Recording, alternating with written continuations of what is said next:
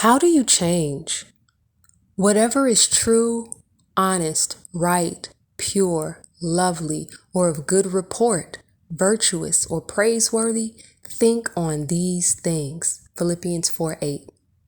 What you focus on becomes your algorithm. Like I said before, the brain is really like a supercomputer. It's really an amazing creation. And whatever you focus your brain to think on, your brain is just going to create, opportunities to focus on something, right? It's going to bring everything up to the surface, but you have the power and ability to choose to focus on whatever your brain brings to mind, because it's just spewing out what it's received from your external stimuli and your previous experience and things like that. So a way to begin to change your brain is to determine what you choose to focus on. And then what you focus on in your brain kind of creates its own algorithm. Whatever you kind of give attention to in your brain, more of that will come up in your timeline in your brain.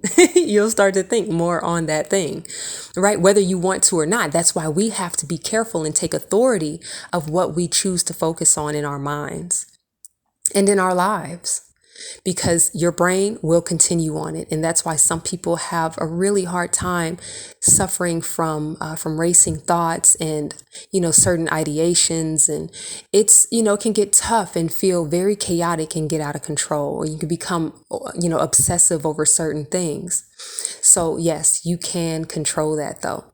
You can change by creating new core beliefs and habits boldly and unapologetically.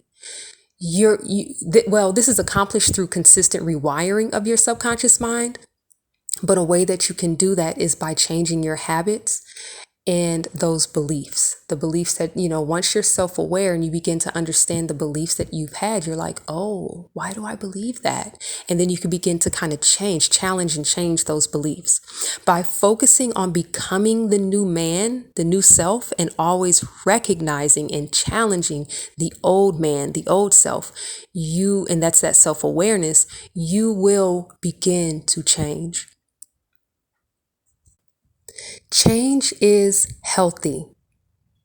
And one of the things that makes change so healthy, or rather when deciding to change the state of our mental health, is that we're changing how we perceive life, people, ourselves, situations, from the day-to-day to the big picture. Change is healthy as we begin to change our perspective. And that, again, goes back to what we believe. And there are other tools, of course, that we're going to tap on more deeply in this course. But have in your mind that this change that you're undergoing, it might seem hard, it might be hard, but it is healthy. And there is light at the end of this. There's really light all through it. You are in a tunnel of light right now because this is all great news and great information. And it's going to increase your mental fortitude.